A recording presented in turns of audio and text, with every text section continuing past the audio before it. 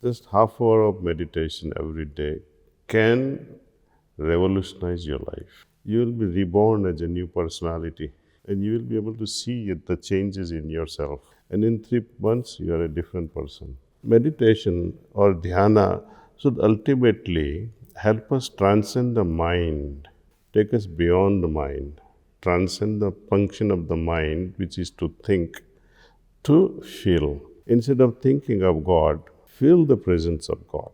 There's a big difference there.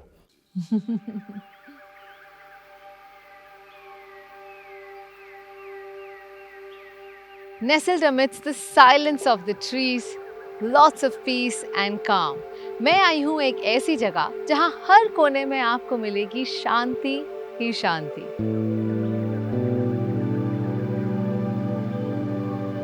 एक ऐसी जगह जहाँ आप अपने आप से और दूसरों से कनेक्ट कर सकते हैं। Welcome to Kanha Shanti Vanam in Hyderabad. Well, established in 1945 in India, Heartfulness in Hyderabad is the international center with global presence of over 6,000 centers in over 160 countries. The main purpose of Heartfulness Center is to facilitate transformation of your inner being and the world at large through a special technique of heartful meditation. Here, anyone can come and stay absolutely free of cost.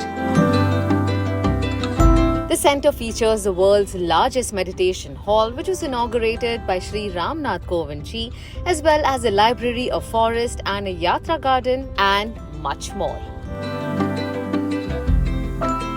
Wow, so this is the largest meditation hall in the world that can accommodate over 1 lakh meditators. And you instantly feel a sense of calm as you walk through this meditation hall.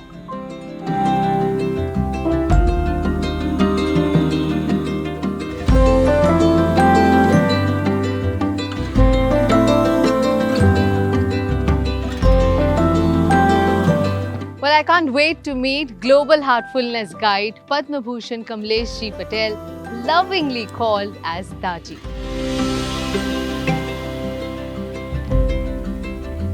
A very hearty pranam, Daaji. To you as well. Thank you. It's an honor to be chatting with you. The center is beautiful. I had a walk around surrounded by lush greenery. Is this where you spend most of your time? All my time, not just most of my time. I spend all my time at this Kanha Shanti Vanam. Beautiful. But from what I understand, you've had a decent run in the corporate world. You've been in New York for many, many years. Working in the pharmacy sector or having a business of your own. If you can take us through your journey, how from New York you landed yourself up in Kanha Shanti Vanam? Well, I began this spiritual journey, so-called, this inner spiritual journey, under the guidance of my beloved Guruji, sometime in 1976. Okay. And then I was studying in the School of Pharmacy in Ahmedabad, LM College of Pharmacy. From the very first session, it was moment of surprise, moment of joy that finally, you found a right man to guide you. It will be against the ethical principles of our ancient yogic tradition for a guru to charge his disciple. Dakshina is always in the end and not in the form of money. It is always in the form of service. Right? So that's what I'm paying now, my Guru Dakshina, by giving all I can. Every morning we would meditate at home. A lot of people would come. Evening I would sit alone on my own and meditate. And just before going to bed, few minutes of your attention towards your inner hygiene helps you. We often worry of external hygiene, right? But who worries about inner hygiene? And what can attract godliness in you? It's only purity and love in your heart. That's what we try to cultivate through meditation. And I continued on and on and on and on. And for many years, I would visit my Guruji as often as I could. Sometime in 2006, he personally told me that, I like your company, please stay with me. And then he wrote letter to my family. Thank you for allowing your, dad or your husband to stay with me for a considerable period. And, it went on. So until he fell sick, and then he announced that you will take over this organization after my passing and look after it, nurture it. So that's what I'm doing at the moment, the holy task, responsibility. Taking you back to 1970s when you actually first had your, meditation session, I want to understand at such a young age, what led you to the path of spirituality? Well, I think the inner craving was always there since my childhood. And my mother used to say that I used to pull my father's dhoti even when I was very young. Each time he went to temple, I would just grab his leg and say, take me also with you. So yes, he would carry me there every morning. And then also later on, around 8 or 9, craving exploded from inside, and my father used to recite various stories to me from our literatures. I would listen carefully. Then around 10 and 12, I used to recite Ramayana and Gita during months of Shravan. And fortunately, once when I was around 13 or 14, I fell upon a book from my village library. It was a Gospel of Sri Ramakrishna Paramahansa. That propelled me immensely towards spirituality. And heart started craving or also crying that if Vivekananda could have a guru like Ramakrishna, God, I wish he was still alive. So in 76, I left my home, trying to become like Vivekananda quietly one early morning. My first visit was to a temple. It was very, very ancient temple, means it was absolutely dilapidated. And there were some Agori Babas doing parikrama on the Narmada river. So I reach out to them. I just sit there, not able to ask any question. One elderly man asked me a question, what are you doing here? I said, I wish you train me, make me your Shishya. I am willing to accept you as my guru. His voice broke down and he says, बेटे मैंने मेरी ज़िंदगी बिगाड़ दी है, अभी तक कुछ मिला नहीं है मुझे, मैं भटकता रहा हूँ, इस घर से दूसरे घर ये लोग जाते हैं, खाना लेके आते हैं, अभी तक मुझे ईश्वर के दर्शन नहीं हुए, कुछ मिला भी नहीं, शांति भी नहीं मिली. I ventured into this Agori life around the same age as you are now. But my true craving has never been satisfied, even now. So you have a moment to decide, you go back home. Okay? If God is everywhere so far that I have known, He is in every heart also. He is Antaryami, He dwells in every heart. So why are you looking for Him outside? I go back home. My sannyasa didn't last even 12 hours. I go back home and then enter the house as if nothing has happened. But that... How old were you back then? 18. 18, okay. Yes. And then a few months later, I, of course, joined my pharmacy college. I was in third year then. One of my friends, he used to watch me. He said, Kamlesh, you meditate every morning. God knows what the methodology you use. I say, I don't have any method.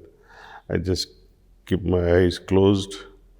Sometimes I recite Om Namah Shivaya, and sometimes I don't recite anything. I just sit quietly. I don't know how to meditate. So these fundamental questions were there. He said, look, don't waste your time. Come with me. I will take you to a chick. She'll put you in trance right away. These were his exact words. Okay. So there was trance back then also.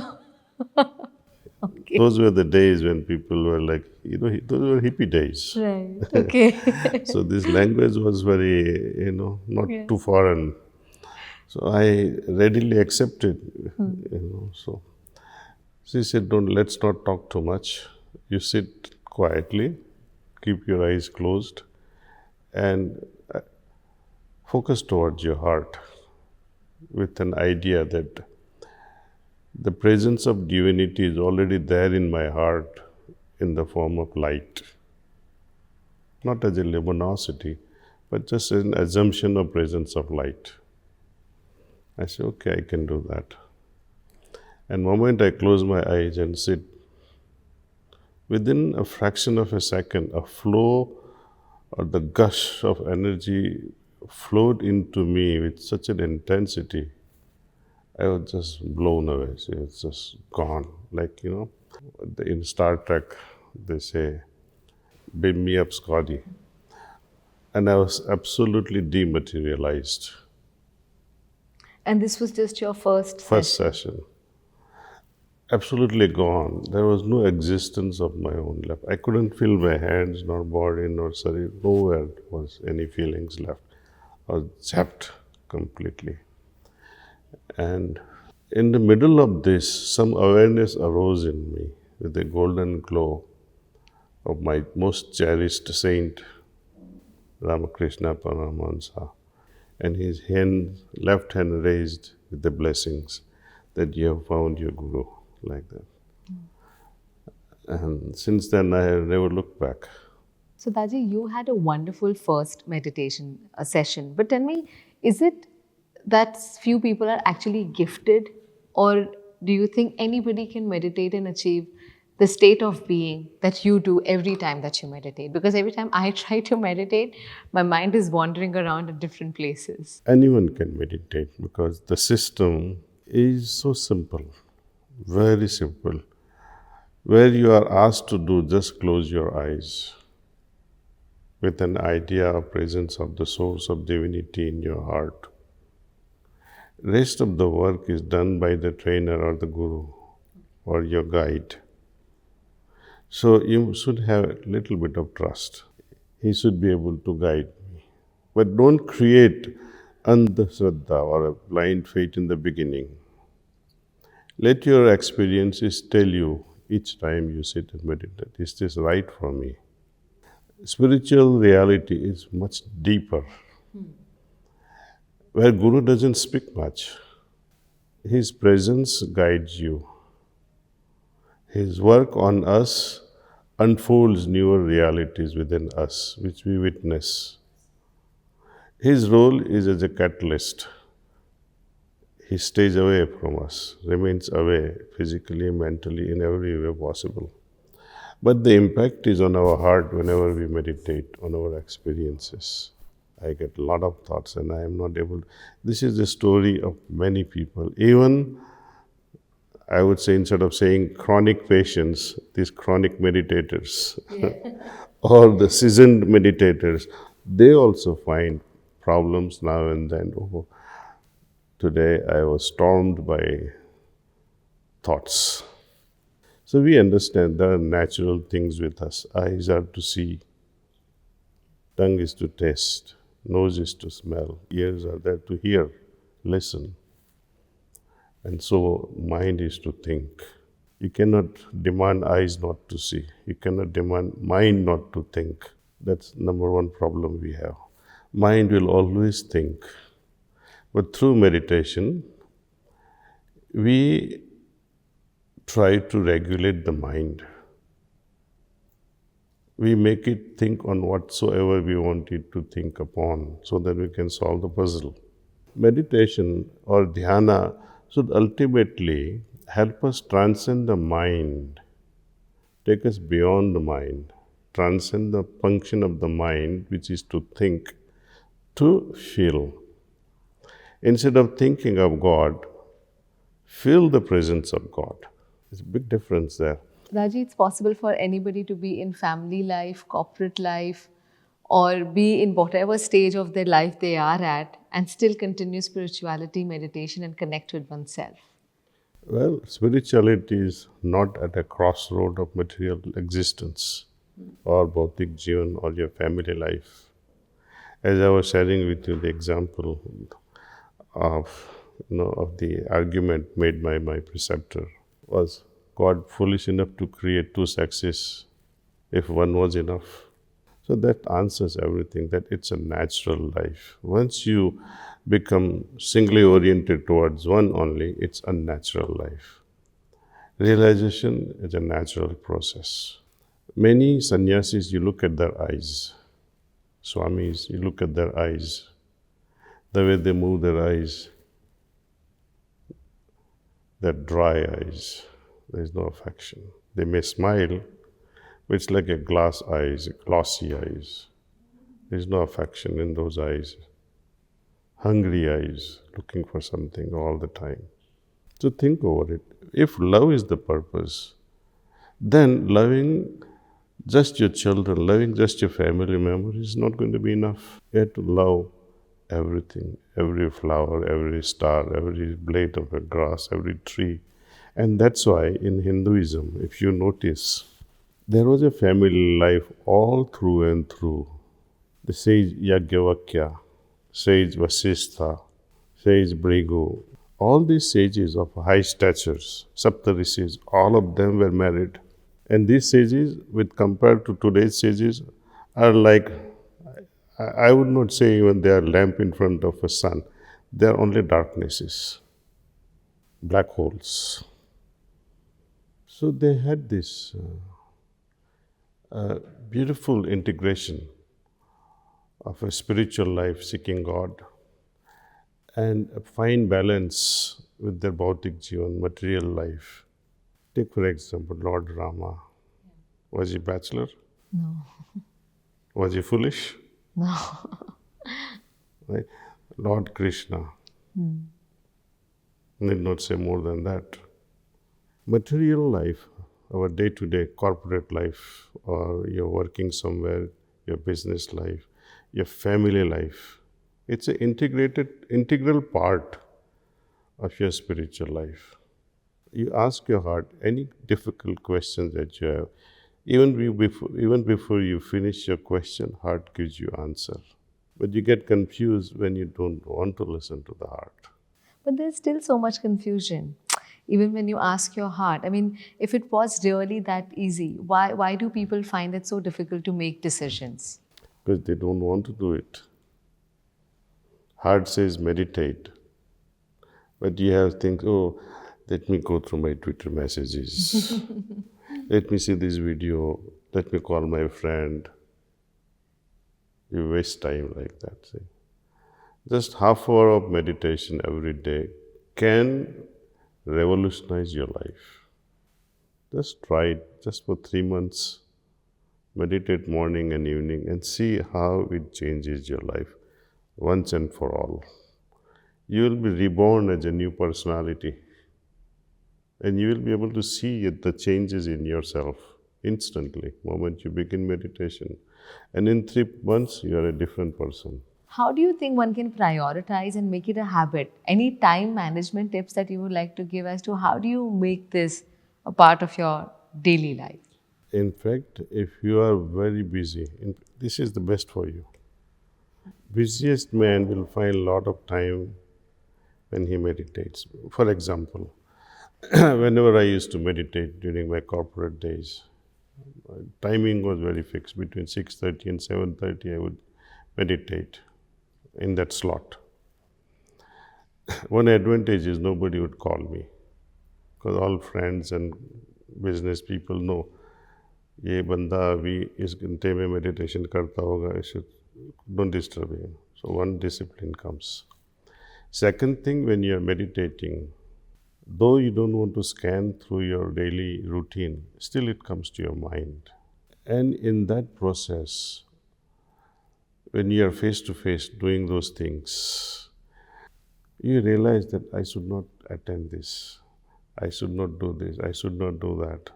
Which product to manufacture, which product not to waste time on, which products not to be stocked. So this intuition comes from inside. And once you know I should not get involved with this particular product, you have saved a month over it. Yeah. Not hours, months. So when you meditate, you have a lot of time for yourself. So meditation is not just to revive your, nourish your spiritual life, but it continuously keep guiding us. So I highly recommend, one and all, even if you are not believing in God, doesn't matter. Just close your eyes and receive this transmission we call pranahuti. Pranahuti is a very unique thing which the world has to understand through experience. We are used to looking after our physical body. Nothing wrong with it. We need to nourish it, beautify it, make it healthier, for which we take all kinds of foods, develop certain lifestyle. What about the development of the mind? Developing your mind, make you a sharp thinker, highly intellectual. For that we undergo education, but education doesn't seem to do all these things for enriching your mind. Right? We do recognize these two needs: Yeah. physical nourishment, mental nourishment. Third nourishment, which is so important, is nourishing your soul. How will you nourish your spirit, your soul? That's why it's called pranashya. Pranaha means soul of the soul, energy of the energy. Is there a way to inculcate this habit into kids and children? Because the sooner I think younger generation adopts to this practice, the easier it gets for them as they grow older. What about your kids? Did you manage to do it to them at a young age? Well, our Guruji doesn't recommend that they should meditate at a very young age. They should meditate when they are able to see the need for it and make their own conscious decision. Our job as parents is to nourish these children with an appetite, create that appetite. Not just nourish, create an appetite, and they'll find the right food. Then you don't have to force them, do this, do that. See, if the parents are not meditating, how do you expect children to mend their ways and meditate? Right? Father keeps till the last moment of going to sleep, or mother always surfing on the phone till, and you ask child, don't use phone, bete, it's not good for you. And when children see both parents meditating in their living room or in their puja room, it creates very special vibrations. I have gone in very deep depth with how we should be raising children, and even before raising the children, how we should conceive in the first place. Because conception is the most critical moment in inviting the soul. Attitude at the moment of conception. Who even thinks of attitude at the moments of conception? That moment is so intense, you forget everything. In fact, people, if you are an orthodox person, they say, oh, they turn the photos of gods and goddesses, if it's in front of them, they turn it around, then afterward they make love, as if gods will see or not see. See? This hypocrisy is there, hide God and make love. In fact, our Shastras say, involve God, become reverential, become prayerful, honor the other, and prayerfully enter into this exercise. Oh, that's interesting. That brings me to another question, which is very important for our platform, which is about food and travel. I want to know what you eat. Does that really have an impact on your meditation process? Is there anything that one should or should not have in their diet to have the best experience? You tell me. I would assume no non-veg. See, if the rishis were born in northern pole, would they recommend vegetarian diet? Right. But if it is available, I would prefer vegetarian diet. Because, for example, if you're going to have beef, just an example of beef,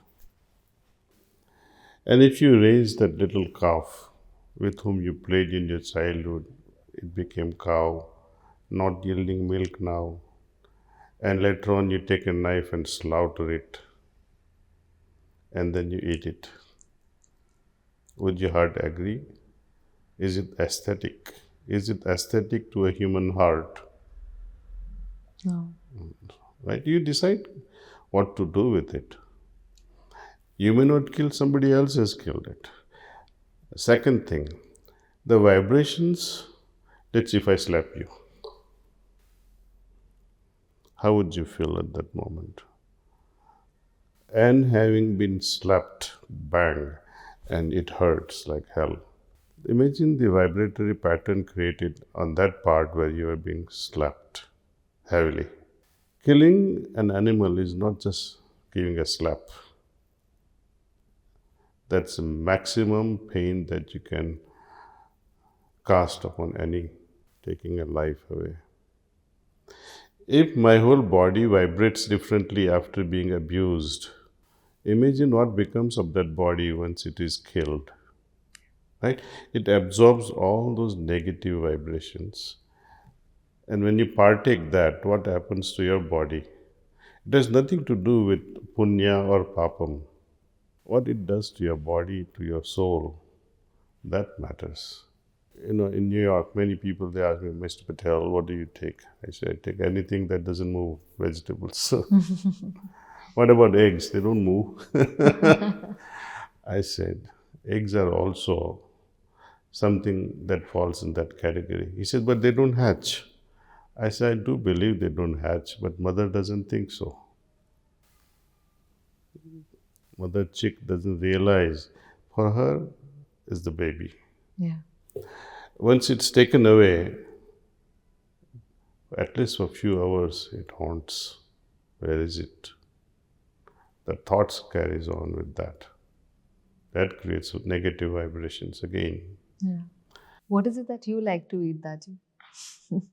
Tasty food. And that is good. Anything crispy I like. French fries, if they are soggy, I would rather put it in the bin.